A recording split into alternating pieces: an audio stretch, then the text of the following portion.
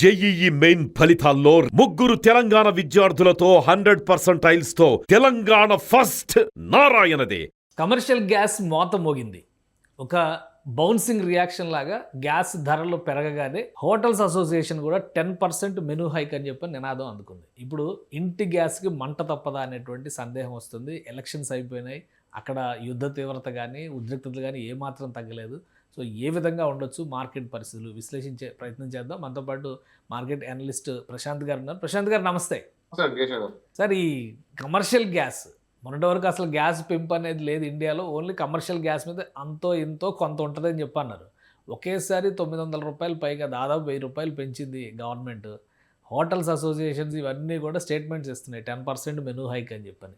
So ఈ effect ఇంటి గ్యాస్కి మంట పెట్టేదాకా వస్తుందా అనేది ఇప్పుడు భయం. ఎలక్షన్స్ అయిపోయినాయి కాబట్టి ఏం చెప్తారు? ఎందుకంటే అందరు కూడా ఏదో అంటారు చూసారా, సో ఇటువైపు నుంచి వస్తాడు, ఈ గుమ్మం నుంచి వస్తాడు, ఆ గుమ్మం నుంచి వస్తాడు అని ఎదురు చూస్తుంటే వెనకాల వైపు నుంచి వచ్చినట్టు ఆ పెట్రోల్ డీజిల్ పెరుగుతుందని చెప్పేసి క్యాన్ స్టాక్ చేసుకొని పెట్టుకున్నారు. అసలు పెట్టుకోవాల్సింది కమర్షియల్ సిలిండర్ స్టాక్ అనేది మర్చిపోయారు చాలా మంది.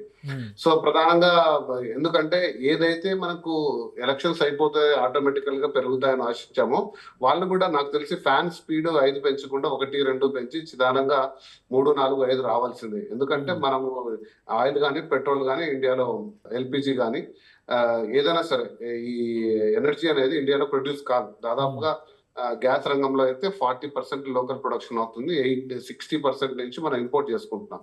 సో మరి ముడి చమురు ధర దాదాపుగా $120 చేరుకున్న తరుణంలో ప్రైస్ హైక్ అనేది ఎక్కడో ఒకటి అబ్జార్ప్షన్ జరగాలి, లేదంటే ప్రభుత్వం నడవదు.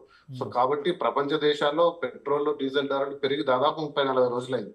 న్యూజిలాండ్, అమెరికా, ప్రపంచ దేశాల్లో మొత్తం కూడా పెరిగింది. ఎందుకంటే వాళ్ళు పెంచినప్పుడు పెంచుతారు, తగ్గినప్పుడు తగ్గిస్తారు కూడా.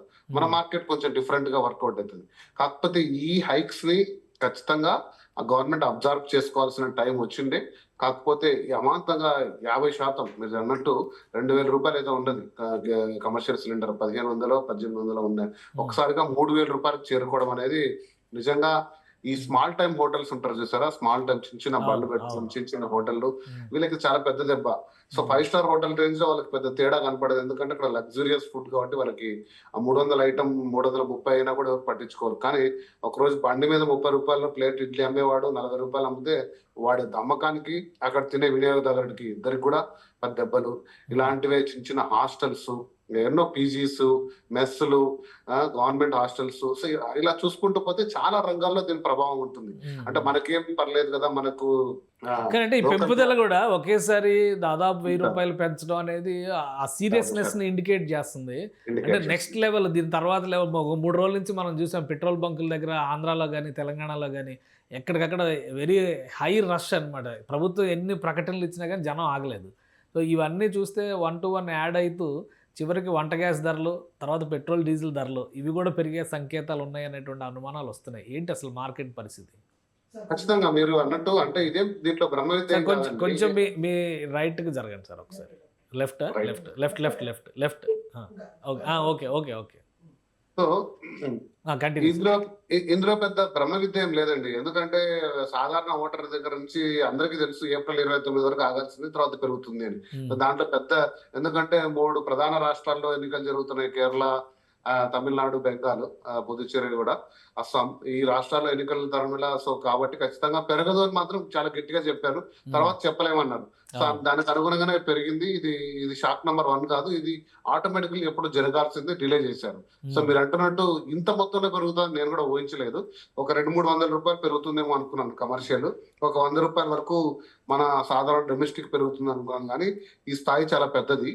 ఒకవేళ ఈ కన్సంప్షన్ లోనే వాళ్ళు ఎక్కువ మంది తీసుకుంటే పెట్రోల్ డీజిల్ వైపు కొంచెం తక్కువగా, అంటే ఒక 5-10 రూపాయలతో పోయే అవకాశం ఉంది.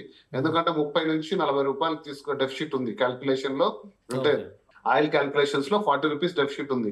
అది గవర్నమెంట్ ఎట్లా ఫండ్ చేస్తుందని చూస్తున్న విధానంలో కమర్షియల్ వైపు ఎక్కువగా దీన్ని వేశారు. కాబట్టి ఇది ఇంటెలిజెంట్ ఫార్ములా అనుకోవాలనో, లేకపోతే ఒక్కసారిగా వేరే మార్కెట్ ని కుదేలు చేయడం అనుకోవాలో చూడాలి. ఎందుకంటే ప్రపంచంలో అంటే భారతదేశంలో కుటుంబంలో వంట వినియోగం ఎంత ఉందో అంతే మొత్తం కంటే డబుల్లో కమర్షియల్ లో ఉంది. సో మరి వ్యాపారాలు కుదేలైనా దాని ఇంపాక్ట్ ఫ్యామిలీస్ మీద ఉంటుంది. ఇదంతా ఒక చక్రం కదండి, ఒక సైకిల్ కదా. తిరిగి తిరిగి మన మీదకే వస్తుంది అది. ఏ కానీ రకంగా ఇది తిరిగి కేవలం ఎలక్షన్స్ దృష్టిలో పెట్టుకొని కంట్రోల్ చేసిన సిస్టమేనా, లేదా ఖచ్చితంగా. ఒక 100% అద్భుతమైన ప్రైస్ మెకానిజం ఇండియన్ గవర్నమెంట్ పాటించింది, దానివల్లనే అసలు ఈ ఎఫెక్ట్ అనేది ప్రజల పైన పడదు, ఇక మీద కూడా పడబోదు అని చెప్తా వచ్చారు. అలాంటిది లేదు, లేదా? అలాంటి సంకేతమే లేదు. 29వ తారీఖు ఎలక్షన్ అయిపోయింది, మే 2వ తారీఖు హైక్ వచ్చింది. టైమింగ్ గురించి ఇంకా అసలు మనం మాట్లాడొద్దు, ఇక దాని గురించి చర్చే లేదు. అందరికీ తెలుసు అది ఎన్ని రోజులు ఎందుకు పెంచలేదు, ఇప్పుడు ఎందుకు పెంచారనే దాని గురించి చిన్న పిల్లడేమో చెప్తాడు. సో అలాగే కొద్దిమంది వాదనలు చేస్తున్నారు. ఇదంతా కూడా కమర్షియల్ గా, అంటే కమర్షియల్ గా నేను ముందే చెప్పానండి, చిన్న పానీపూరి బండి దగ్గర నుంచి హోటళ్ళు, చిన్న చిన్న మెస్సులు కమర్షియల్ గా వాళ్ళందరిలో మీలాంటి ఇంట్లో ఉన్న అబ్బాయిలు, మాలాంటి ఉండే అమ్మాయిలు రోజువారీ తిరిగి అందులో కూడా ఉంటారు. ఆ ఇంపాక్ట్ సాధారణంగా మీ జోబుకి మా జోబుకి కూడా వస్తుంది. సో ఇదేదో మనకు సంబంధించింది కాదు, కేవలం ఏదో కమర్షియల్ అని చెప్పుకుని పోతే సరిపోదు. అది చాలా పెద్ద హైక్. మీరు అంటున్నట్టు 50% కి 10% అంటున్నారు. నాకు ఈ రోజు సాధారణంగా మా ఇంటి దగ్గర తినే ఇడ్లీ బండి వాడు దాదాపు 25% పెంచుతా ఉంటున్నాడు.